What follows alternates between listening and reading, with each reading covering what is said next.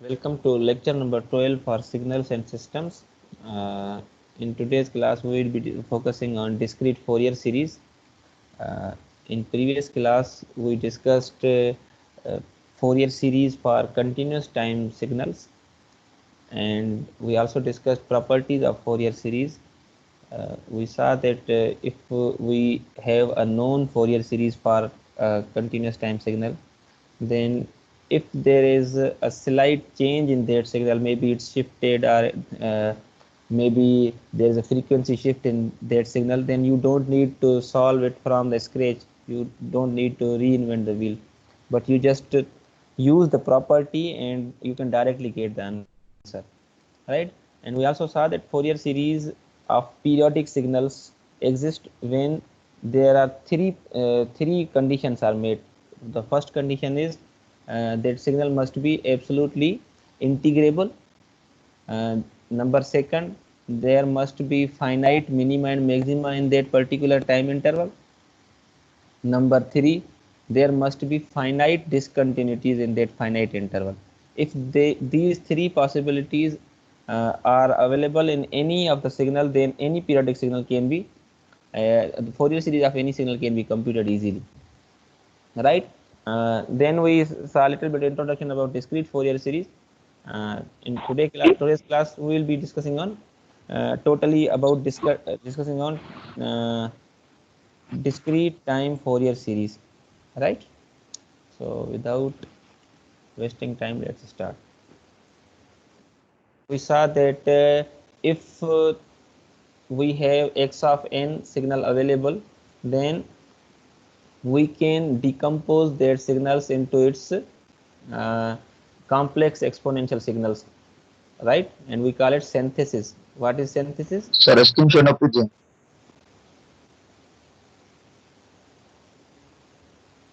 ध्यान गुरजे बाबा सर कोई बता चौथे पे सर सर आता अटैच हुई सही प्रो सर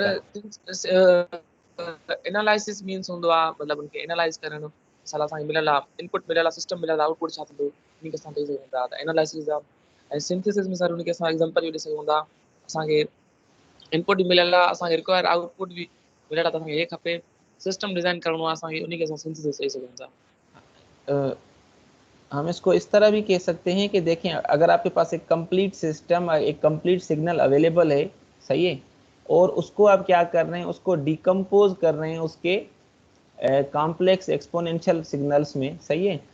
तो ये जो हमारे पास एक कंपोजिट सिग्नल, एक अवेलेबल सिग्नल था, उसको आप डिकम्पोज जो कर रहे हैं, इसको हम क्या कहते हैं, सिंथेसिस कहते हैं, कि आप एक बड़े से सिस्टम को डिकम्पोज कर दें सब सिस्टम्स में, राइट। तो देखिए हमारे पास एक एक कोफिशिएंट्स में हम क्या करते हैं कि एक साथ सिग्नल को उसके एक एक कोफिशिएंट्स में डिकम्पोज कर देते हैं, तो इसको सिंथेसिस कहते हैं, सही है। और एनालिसिस का मतलब क्या है,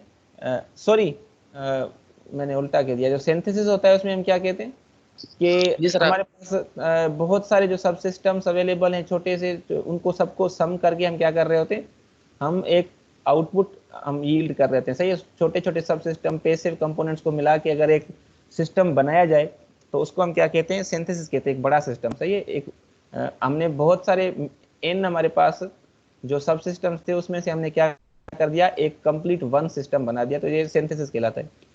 और एनालिसिस में क्या होता है कि आपके पास एक बड़ा सा सिस्टम अवेलेबल था और उसको अब आप ये देखना चाहते हैं कि उसके अंदर क्या है, तो आपने उसको क्या किया, उसके सारे कंपोनेंट्स को अगर अलग अलग कर दिया, उसको सब कंपोनेंट्स में डिवाइड कर दिया, तो इसको हम क्या कहते हैं, एनालिसिस कहते हैं, ठीक है, राइट। अच्छा, अब फॉर एग्जांपल अब हम थोड़े एग्जांपल्स देख लेते हैं डिस्क्रीट टाइम फोरियर सीरीज के, कि अगर हमारे पास कोई एक्स ऑफ एन या हमारे पास कोई डिस्क्रीट टाइम सिग्नल अवेलेबल हो तो हम उसके फोरियर कोफिशिएंट्स किस तरह फाइंड कर सकते हैं, राइट। तो अगर फॉर एग्जांपल हमारे पास एक सिग्नल है जो है एक्स ऑफ एन, जो के बराबर है साइन ओमेगा एन के, राइट। तो इसको हम क्या कॉम्प्लेक्स, इसके कॉम्प्लेक्स हार्मोनिकल सिग्नल्स में डिकम्पोज कर सकते हैं, या फिर उसके एक एक कोएफिशिएंट्स क्या होंगे उसको आज हम देखते हैं, सही। तो consider signal x of n is equal to sine omega naught n. अब एक बात याद रखें कि जो हमारे पास कंटिन्यूस टाइम सिग्नल था, साइन या कोसाइन, वो हमेशा पीरियोडिक होता था, ये हमने बात की थी। लेकिन अब डिस्क्रीट टाइम में अगर हमारे पास जो ओमेगा नॉट होगा उसको अगर हम पी अपन क्यू फॉर्म में या रेशनल नंबर में शो कर सकते हैं तो ही वो सिग्नल हमारे पास क्या होगा, पीरियोडिक होगा, अदरवाइज वो कभी भी नहीं होगा। ठीक है, तो ये बात समझने की, अगर रेशनल नंबर होगा तो फिर पीरियोडिक ही, अदरवाइज वो अपीरियोडिक सिग्नल होगा हमेशा। अच्छा, अब हम चाहते हैं कि हम इंटरेस्टेड हैं कि इसको हम क्या करें, इसको हम शो करें इसके कॉम्प्लेक्स एक्सपोनेंशियल सिग्नल्स में, सही है, या कॉम्प्लेक्स एक्सपोनेंशियल कोएफिशिएंट्स हम इसके फाइंड करना चाहते हैं, या आप ये क्या कहना चाहें कि हम इसको बेसिक सिग्नल्स जो थे हमारे पास हार्मोनिकली रिलेटेड उनमें डिकम्पोज करना चाहते हैं, राइट। तो ये सारी वेरिएशंस बात एक ही हम कर रहे हैं, सही है। तो हम इस तरह देखें, साइन को शो कर सकते हैं, साइन थीटा किसके बराबर होता है, ई पावर जे थीटा माइनस ई power minus j theta upon 2, right. तो अगर फॉर एग्जाम्पल हम यहाँ पर इसको ओमेगा नॉट एन को थीटा कंसीडर करें तो हमारे पास आउटपुट क्या होगा, ई पावर जे ओमेगा एन, देखिए थीटा की जगह मैंने जे ओमेगा एन सिर्फ लिखा हुआ है, omega naught n minus e to the power minus j theta, तो अब थीटा की जगह अगेन मैंने ओमेगा एन लिखा हुआ है अपॉन 2 जे, राइट। अच्छा, अब मैं इसको इस तरह भी लिख सकता हूँ कि ये क्योंकि हमारे पास डिनोमिनेटर दोनों में है तो मैंने इनको अलग अलग करके लिख दिया है, ठीक है। ये माइनस यहाँ पर देखें, ये माइनस यहाँ पर मैंने लिख दिया है, ठीक, ठीक हो गया। अच्छा, अब आपको पता है कि हमारे पास जो स्टैंडर्ड, अच्छा यहाँ पर देखिए मैंने क्या किया हुआ है, ये ओमेगा नॉट एन का वैल्यू सिर्फ पुट किया हुआ है जो कि 2 पाई बाय एन के बराबर है, बाकी और कोई मैंने जार्गन नहीं लिखा हुआ, सही है। तो omega naught is equal 2 pi by n, इसीलिए मैंने सिर्फ उसको ओमेगा नॉट का वैल्यू लिखा हुआ है, बाकी कोई चेंज इसमें नहीं। अच्छा, हमें ये पता है कि एक्स ऑफ एन जो होता है बाय डेफिनेशन वो होता है कि समेशन ओवर वन इंटरवल ए के ई टू द पावर जे के omega naught N for discrete time signals, right. और अगर इसको आप ओपन करें तो ये कहाँ से कहाँ तक चलेगा, फॉर एग्जाम्पल इसका जो भी टाइम पीरियड है ये वहाँ तक चलेगा, सही है। और उसके बाद फिर क्या होता है, रिपीट होता है, हमें ये बात ध्यान में रखनी चाहिए, राइट। ये तब तक एक्सप्रेशन चलेगी जब तक ये एन का वैल्यू जहाँ तक एग्जिस्ट करेगा। तो अब जरा यहाँ पर देखें कि अब ना हम क्या करते हैं, हम इसकी फ्रीक्वेंसीज को मैच करके देखते हैं। देखिए हमारे पास यहाँ पर E to the power J 2 pi by N के साथ a1 मल्टीप्लाई हो रहा है, और यहाँ पर देखें E to the power J 2 pi by N के साथ क्या मल्टीप्लाई हो रहा है, 1/2j। तो मतलब a1 का वैल्यू क्या हुआ, 1/2j, सही है, कंपेयरिंग कोफिशिएंट से। और ये दूसरा आप देखें E to the power minus J 2 pi by N, तो E to the power minus J 2 pi by N कहाँ पर लिखा हुआ है, सॉरी ये यहाँ पर होना चाहिए, ये 3 नहीं है यहाँ पर, ये गलत लिखा हुआ है, क्योंकि ये के का वैल्यू यहाँ पर 3 यहाँ पर -2 यहाँ पर -1 होगा। तो जहाँ पर भी minus J 2 pi by n है तो उसके साथ जो कोएफिशिएंट होगा वो a-1 होगा। तो यहाँ पर देखें E to the power minus J 2 pi by N के साथ जो मल्टीप्लाई वैल्यू हो रहा है, कोएफिशिएंट जो मल्टीप्लाई हो रहा है वो क्या है, -1/2j, राइट। तो हमारा a-1 किसके बराबर हुआ, इस पर्टिकुलर एक्स ऑफ एन में -1/2j, राइट।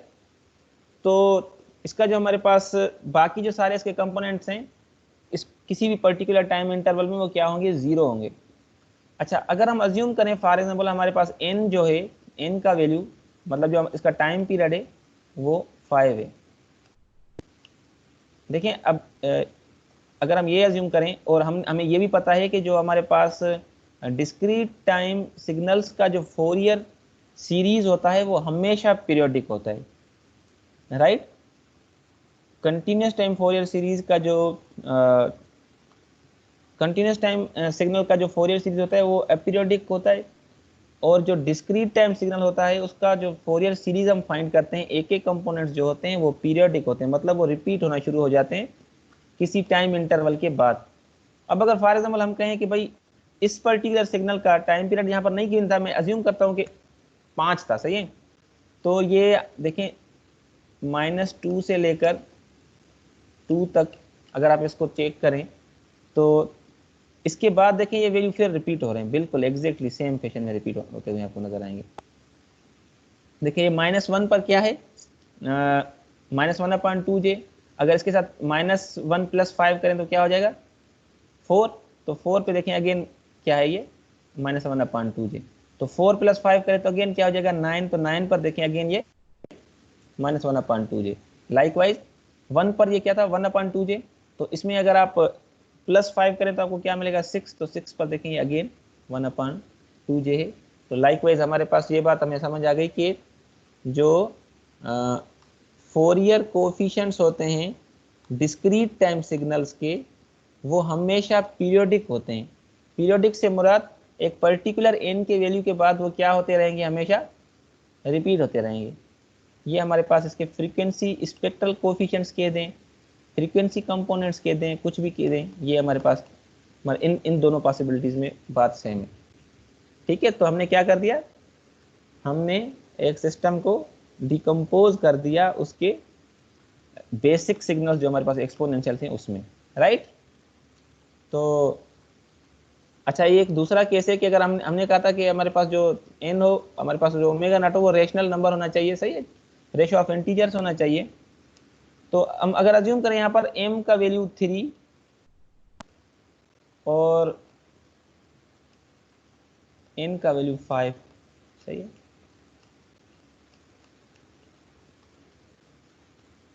और हम कहें कि भाई अगर हमारा a जो 3 है वही हमारा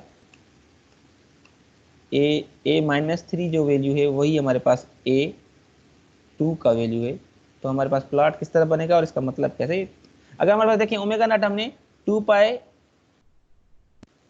m/n कर दिया, सही है, तो जहां पर हमारे पास 2π/n था, अब यहाँ पर देखें m2π/n आ गया, सही है। तो और हमने कुछ भी नहीं किया, तो काश हमारे पास साइन किसके बराबर था e⁻j θ प्लस e⁻−j⁻2j। तो हमने क्या किया, उसको सिर्फ डिकम्पोज कर दिया सिग्नल को, हमने उसके एक्सपोनेंट्स में यूजिंग ऑयलर फंक्शन, सही है, कि हमारे पास साइन थीटा जो बराबर होता है e⁻j⁻ -e⁻−j⁻2 के बराबर होता है, सही है। और हमने उस थीटा का value m2π/n multiply by small n theta का वैल्यू रख दिया है, सही है। अच्छा, अब अगर हम अज्यूम करें कि m का वैल्यू हमारे पास 3 है, मैंने खुद से अजम्पशन ली हुई है, बुक में ओपन है में भी इसी तरह, ठीक है, और n का वैल्यू 5 है, तो देखें जो हमारे पास पहले वैल्यू 1 पर आ रही थी, तो अब m हमारे पास 3 है, तो वो थर्ड इंडेक्स पर आना चाहिए, -3 और +3 पर। देखिए -3 पर ये क्या है 1/2j और +3 पर क्या है 1/2j, राइट। अच्छा, -3 पर देखेंगे -1/2j सॉरी, और +3 पर क्या है ये 1/2j। अच्छा, और हमने एक और इसमें कहा था कि भाई ये जो सिग्नल है जो -3 पर इसका वैल्यू है वही 2 पर है, तो देखेंगे यहाँ -1/2j यहाँ पर भी लिखा हुआ है, राइट। अच्छा, अब एक चीज आप देखिए, मैंने इसका टाइम पीरियड क्या बताया हुआ है 5, आप कहीं से भी पकड़े इसको 0 से लेकर 5 तक देखें, सही।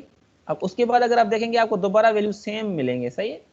देखें पहले 0 था, तो यहाँ पर भी देखें 0 है, ठीक है, सॉरी 0 से लेकर 5 नहीं होगा, 0 से लेकर 4 होगा n-1, सही है। अब इसके बाद देखें ये पहले 0 था, तो यहाँ पर भी 0 है, फिर 0 था तो 0, फिर -1/2j, तो यहाँ पर भी -1/2j, फिर 1/2j, तो इस तरह। और अगर दोबारा आप 5 से लेकर इसको देखें आप 9 तक, तो दोबारा इसी फैशन में आपको ये रिपीट होता हुआ नजर आएगा, एंड सो ऑन, ठीक है। तो अगर ये हमारे पास m/n की फॉर्म में हम लिख सकते हैं, मतलब रेशनल नंबर अगर होगा तो हमारे पास सिग्नल क्या होगा, पीरियोडिक होगा हमेशा। भले देखें ये m हमारे पास -3 +3 इसकी रेंज से बाहर निकल रहे हैं, ये हमने कहा था कि 5 इसका टोटल टाइम पीरियड है, लेकिन अगर ये हमारे पास वैल्यूज ये -3 और +3 हमारे पास कितना हो जाता है 7 हो जाता है, लेकिन फिर भी हमारे पास जो, क्योंकि हमने n इसका 5 रखा हुआ है और हमने कहा हुआ है कि ये p/q फॉर्म में लिख पा रहे हैं, तो देखें इसका पीरियोडिसिटी 5 पर भी बिल्कुल सही इसी तरह से वैलिडेट हो रही है। अच्छा, उसके बाद एग्जांपल 2 देखते हैं। फॉर एग्जांपल अगर आपके पास इस तरह को कोई इनफाइनाइट, फॉर एग्जांपल हमारे पास इस तरह का कोई सिग्नल अवेलेबल हो जो कि पीरियोडिक हो फ्रॉम n/2 टू -n/2, सही, इस तरह भी हम इसको लिख सकते हैं कि भाई ये -n/2 से लेकर n/2 तक क्या है, पीरियोडिक है। सही। तो अगर आपको कहा जाए कि भाई इसके आपको क्या करना है, आपने इसका फोरियर ट्रांसफॉर्म फाइंड करना या फोरियर सीरीज फाइंड करनी है, क्योंकि पीरियोडिक का हम फोरियर सीरीज ही फाइंड करते हैं। तो आप कौन सा फार्मूला यूज करेंगे, ये वाला। अच्छा देखें, अब प्रीवियस एग्जांपल में यहाँ पर सिर्फ इस तरह लिखा हुआ था n, सही, और यहाँ पर मैंने 0 से लेकर n-1 लिखा हुआ है। तो मतलब ये दोनों बातें सेम है, इसका भी मतलब है ओवर 1 टाइम पीरियड और इसका मतलब भी ओवर 1 टाइम पीरियड ही है। ठीक, तो अगर एक एक कोफिशिएंट हम कैलकुलेट करेंगे तो 1/n summation 0 to n-1 x of n e to the power j omega naught n, right. तो अब हम देखते हैं ज़रा इसको हम किस तरह कैलकुलेट कर सकते हैं। ज़रा इस सिग्नल को थोड़ा देखें, इसको हम क्या इस तरह लिख सकते हैं कि भाई ये सिग्नल जो है हमारा बराबर है x ऑफ n, किसके बराबर है, हम कहते हैं कि भाई ये 1 के बराबर है, कहाँ से लेकर कहाँ तक, when small n is less than n1। ठीक है, इसका मतलब क्या हुआ कि हमारे पास जो -n1 से लेकर -n1 is less than n और n less than capital N1। सही है, तो इसके दरमियान में देखिए इसका वैल्यू 1 है, वाकई देखिए यहाँ से लेकर यहाँ तक इसका वैल्यू 1 है और 0 अदरवाइज है। सही है, 0 अदरवाइज, अब मैं लिख नहीं पा रहा, 0 अदरवाइज, अब समझिए कि मैंने अदरवाइज लिखा हुआ, sorry for my good hand writing. अच्छा, अब हम क्या करना चाहते हैं। अच्छा एक बात याद रखें, यहाँ पर देखें, ये मैंने एक बहुत बड़ी गलती की हुई है, आप ना करिएगा कि आप कभी भी फ्रीक्वेंसी, जब भी फ्रीक्वेंसी कंपोनेंट्स फाइंड करेंगे तो एक्सपोनेंट पर हमेशा क्या आ जाएगा, माइनस आ जाएगा। ठीक है, किसी भी ट्रांसफॉर्म, भले वो फोरियर ट्रांसफॉर्म हो या डिस्क्रीट टाइम फोरियर ट्रांसफॉर्म हो, डीएफटी हो, जब हम फ्रीक्वेंसी कंपोनेंट की तरफ जाएंगे तो यहाँ पर एक्सपोनेंट पर माइनस आएगा और जब हम वापस आएंगे तो यहाँ पर हमेशा आपको पॉजिटिव नजर आएगा। ठीक है, तो ये डिफरेंस है दोनों में, ये याद रखें। इस तरह शॉर्टकट आप याद रख सकते हैं कि जब हम, क्योंकि मैं फ्रीक्वेंसी कंपोनेंट फाइंड कर रहा हूँ तो यहाँ पर एक्सपोनेंट पर हमेशा माइनस आना चाहिए। देखिए मैंने यहाँ पर नहीं लिखा हुआ था तो मेरे जहन में आया कि ये मैंने गलत लिखा हुआ है, इसको करेक्ट करना चाहिए। ठीक है, तो जब भी आप फ्रीक्वेंसी कंपोनेंट्स की तरफ फाइंड करना चाहें, स्पेक्ट्रल कोएफिशिएंट्स फाइंड करना चाहें तो एक्सपोनेंट पर हमेशा माइनस आएगा। अच्छा, अब मेरे पास फंक्शन गिवन है कि भाई हमारे पास ये फंक्शन ये क्या है, n1 और -n के दरमियान ओवर 1 टाइम इंटरवल क्या है, ये 1 है, बाकी 0 है। तो अब इसके हम फोरियर कोएफिशिएंट्स आसानी से फाइंड कर सकते हैं। देखिए मैंने फार्मूला वही लिखा, अब देखिए यहाँ पर मैंने माइनस लिखा हुआ है, अब यहाँ पर ठीक है। अच्छा, अब ये कहाँ से लेकर कहाँ तक 1 है, क्योंकि हमें टाइम पीरियड का तो उन्होंने एग्जैक्ट नहीं बताया हुआ, तो हमने क्या कहा है कि भाई ये एक ओवर टाइम इंटरवल पर हम फाइंड करें। -n1 से लेकर n1 तक क्या होगा, ये सिग्नल 1 है, e to the power j k 2 pi n multiply by n।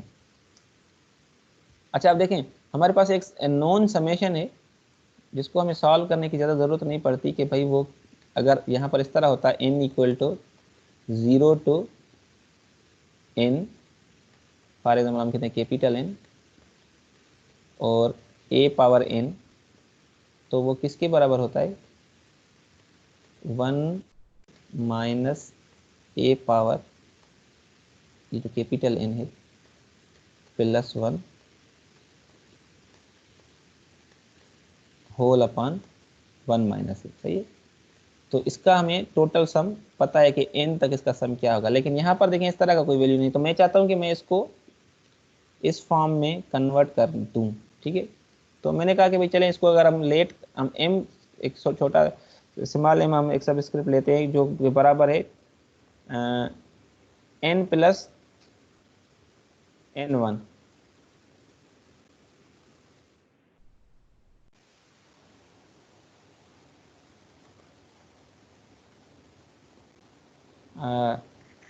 आवाज आ रही है मेरी?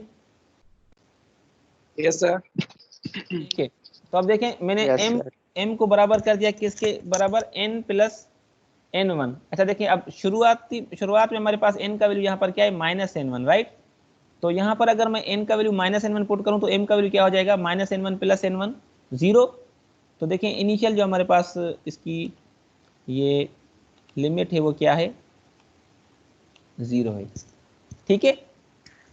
अच्छा, अब ये यहाँ पर ऊपर लिमिट n का वैल्यू क्या है, n1।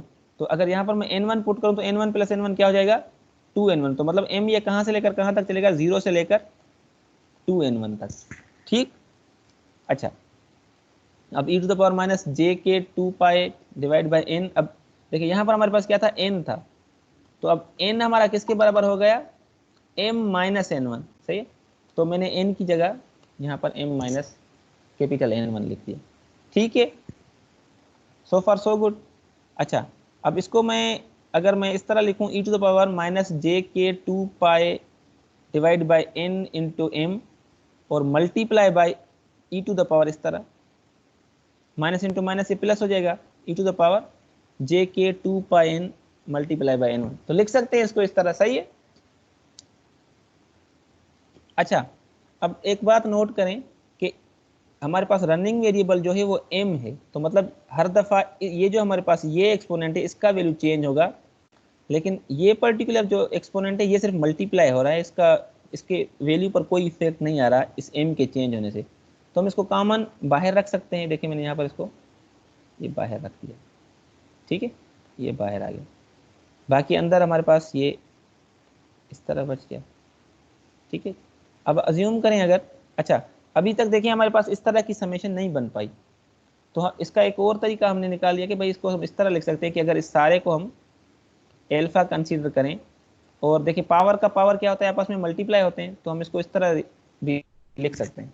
अब ये अगर हम सारा वैल्यू एल्फा के बराबर करें तो अब हमारे पास ये समेशन हम अप्लाई कर सकते हैं, राइट। तो हमने कर दिए तो क्या होगा, 1 minus e to the power J 2 pi upon n power 2n plus 1, और पावर का पावर क्या होता है, मल्टीप्लाई होते हैं आपस में, तो 2n प्लस 1 मैंने यहाँ पर लिख दिया। ठीक है, 1 minus A power n plus 1 upon 1 minus A होता है, तो 1 माइनस ए मैंने ये a का वैल्यू यहाँ पर e to the power minus J के 2 पाई बाई n यहाँ पर भी रख दिया। ठीक है,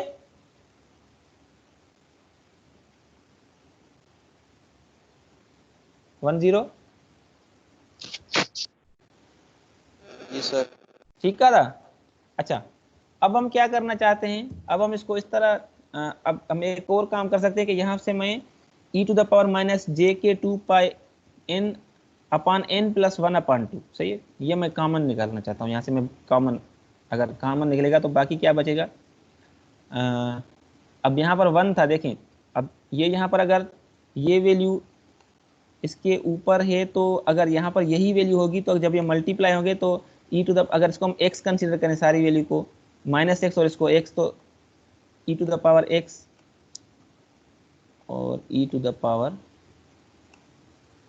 माइनस एक्स, तो किसके बराबर हो जाएगा, e टू द पावर 0, और e टू द पावर 0 किसके बराबर होता है, 1 के। ये तो देखें यहाँ पर ये माइनस में वैल्यू है, तो यहाँ पर मैंने ये प्लस में लिखी हुई है, तो अगर ये बेस सेम है, पावर ऐड होंगे तो हमारे पास e टू द पावर 0 हो जाएगा। सही है, तो हमें यहाँ पर देखें ये हमारे पास जो 1 की जगह मैंने ये वैल्यू लिखी हुई है इस वजह से, ताकि जब मैं इसको इसके साथ मल्टीप्लाई करूँ तो मुझे अगेन 1 मिल जाए, तो इस वजह से ये यहाँ पर लिखा हुआ है। ठीक है।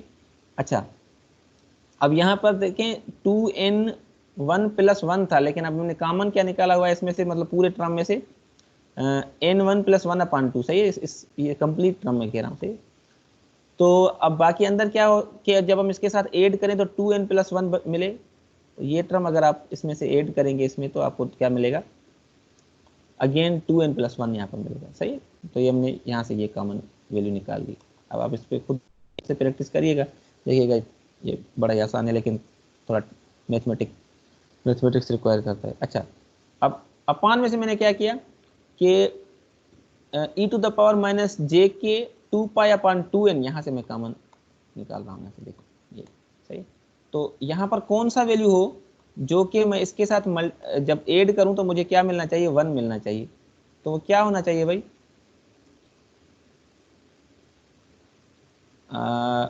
इसका इनवर्स मल्टीप्लाई कर दे।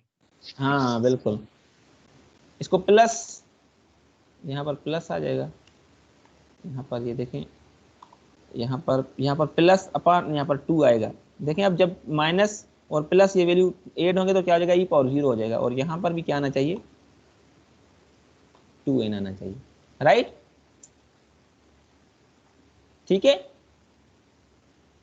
Yes sir.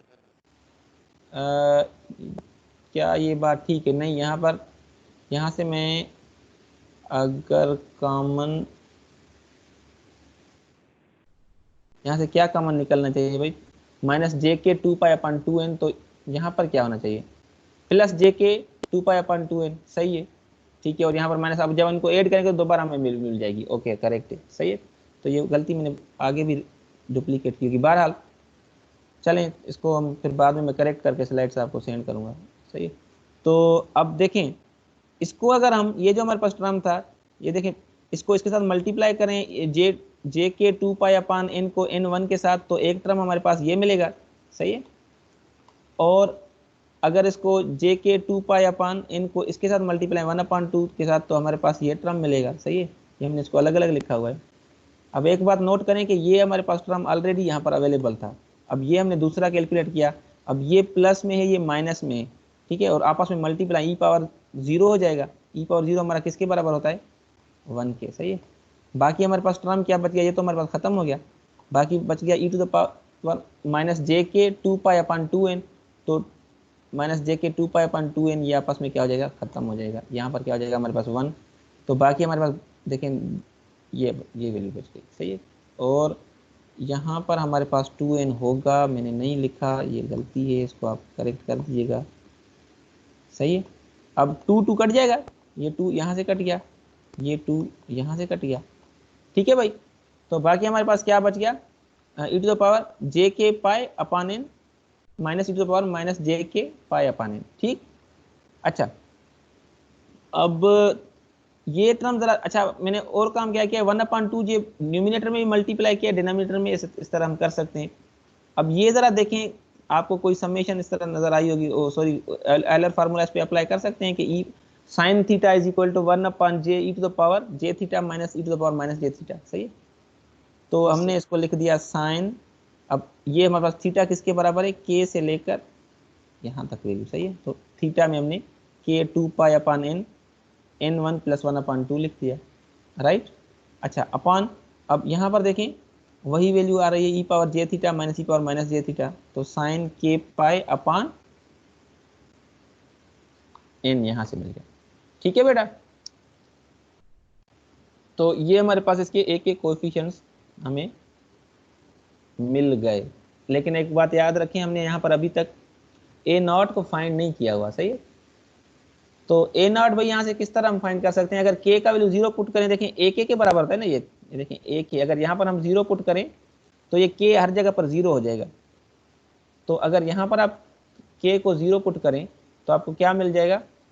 साइन 0/0। अब ये तो किसी किताब में नहीं लिखा है, तो इसका कोई वैल्यू हो। साइन θ/θ व्हेन θ अप्रोचेस टू 0 क्या होता है?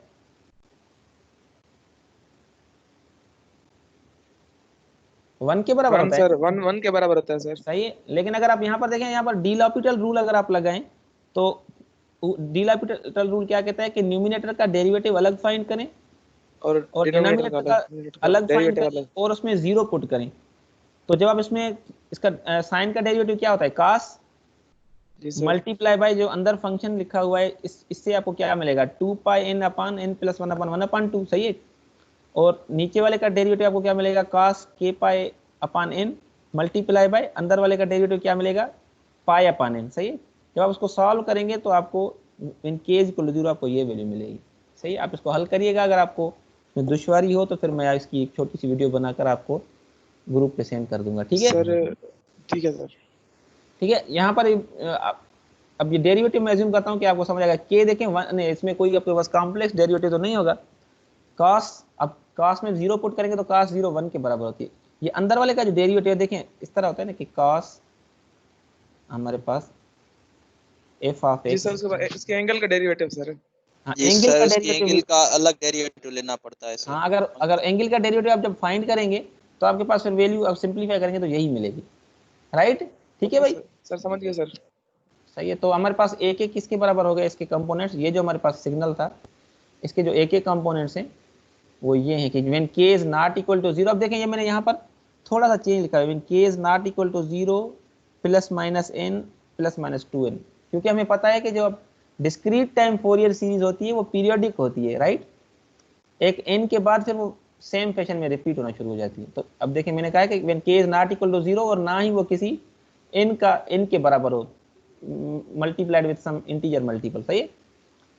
और when k is equal to 0 या उसका टाइम पीरियड जब कंप्लीट हो रहा है n या 2n, उसकी वैल्यू फिर हमेशा ये रिपीट होती रहेगी हर टाइम इंटरवल के बाद, ठीक है। इसको थोड़ा सा समझने की जरूरत है कि हमारे पास जो डिस्क्रीट टाइम सिग्नल के एक एक कोफिशिएंट्स थे वो हमेशा क्या होते हैं, वो एक n के बाद क्या होना शुरू हो जाते हैं, रिपीट होना शुरू हो जाते हैं डिस्क्रीट के, सही है। और हमारे पास जो कंटिन्यूस टाइम फोरियर सीरीज के हमारे पास एक एक कंपोनेंट्स होते हैं वो जरूरी नहीं कि रिपीट हो, सही है, डज नॉट नेसेसरी, हमारे पास पीरियडिक वो नहीं होते, ठीक है। तो ये बात समझने की। अच्छा, अब हम अगर इस जो हमारे पास एक एक कोफिशिएंट्स मिले हैं अगर इनको प्लॉट करें और हम कहें कि अगर 2n1 की वैल्यू हम चाहते हैं कि भाई n1 की वैल्यू हम अज्यूम करें, सही है। 2n प्लस 1 अगर हम कहें कि 5 है, मतलब इसका मतलब क्या हुआ कि 5 वैल्यूज के बाद क्या होना चाहिए, n का वैल्यू क्या होना चाहिए, -4, ठीक है। अब यहाँ से अगर n1 का वैल्यू फाइंड करना चाहिए तो -1 तो क्या जाए 4/2 इज 4/2 2 सर 2, तो n1 मतलब हमारे पास अगर हमारे पास ये n1 का वैल्यू 2 है, सही है, मतलब -2 से लेकर +2 तक सिग्नल हमारा एग्जिस्ट करता है और उसका टोटल टाइम पीरियड अगर हम कहें कि 10 है, तो उसका जो स्पेक्ट्रम अगर एक एक कोएफिशिएंट्स आप फाइंड करेंगे वो इस तरह बनेगी, सही है। अब इसका मतलब क्या है कि आपने n1 यहाँ पर क्या पुट कर देना है 2, सही है, और यहाँ पर 10, तो जब आप उसको फिर प्लॉट करेंगे तो आपको इस तरह का सिग्नल बनता हुआ नजर आएगा। लेकिन अगर n1 का वैल्यू यही अज्यूम किया हुआ है और हमने उसका टाइम पीरियड 20 कर दिया, तो देखिए हमारे पास नंबर ऑफ जो हमारे पास वैल्यूज हैं वो बढ़ते जाएंगे ऐसा ऐसा, -4 और +4 के दरमियान वैल्यू देखें, यहाँ पर कम है यहाँ पर ज़्यादा है। n40 करेंगे तो और ज़्यादा देखें वैल्यूज आ रहे हैं, सही है। एंड लाइक वाइज, तो जैसे जैसे आप टाइम पीरियड बढ़ाते जाएंगे तो जब टाइम पीरियड इन्फिनिटी हो जाएगा तो यहाँ पर हमारे पास ये सिग्नल होगा पीरियोडिक, एक बात याद रखें, लेकिन बिल्कुल इस तरह की एक इनवेलप बन जाएगी। और यही हमारे पास पीरियोडिक सिग्नल की ट्रांसफॉर्म हम जब फाइंड करते हैं तो हमें रिजल्ट मिलता है। वो पीरियोडिक तो होता है लेकिन वो हमेशा क्या होता है, कंटिन्यूस इन नेचर होता है। तो उसको हम आखिर में जब डिस्क्रीट टाइम फोरियर ट्रांसफॉर्म पढ़ेंगे तो फिर इसको उस टाइम पे समझने में ज़्यादा आसानी होगी। क्लियर। तो अगर इस तरह का कोई सिग्नल हो और आपको उसका ट्रांसफॉर्म फाइंड करना हो या उसको कहते हैं कि फोरियर सीरीज फाइंड करनी हो, तो ये फार्मूला यूज करके आप क्या कर सकते हैं, वाक्य में उसका देखें आउटपुट फाइंड कर सकते हैं, ठीक है। क्लियर है सर। ओके, अच्छा, अब जिस तरह हमने फोरियर सीरीज की कंटिन्यूस टाइम में देखी थी प्रॉपर्टीज, उसी तरह डिस्क्रीट टाइम फोरियर सीरीज की प्रॉपर्टीज वैसे ही हैं बिल्कुल तकरीबन, ठीक है। तो अगर वही जो हमारे पास अगर टाइम शिफ्ट आएगा तो देखें यहाँ पर e⁻j k 2π/n n not यहाँ पर आ रहा है, सही। ओमेगा लिख दे तो और ज़्यादा आसान है, क्योंकि 2π/n बार बार लेके आपको पता है कि ओमेगा नॉट हमारा किसके बराबर है, 2π/n के ही बराबर है, सही।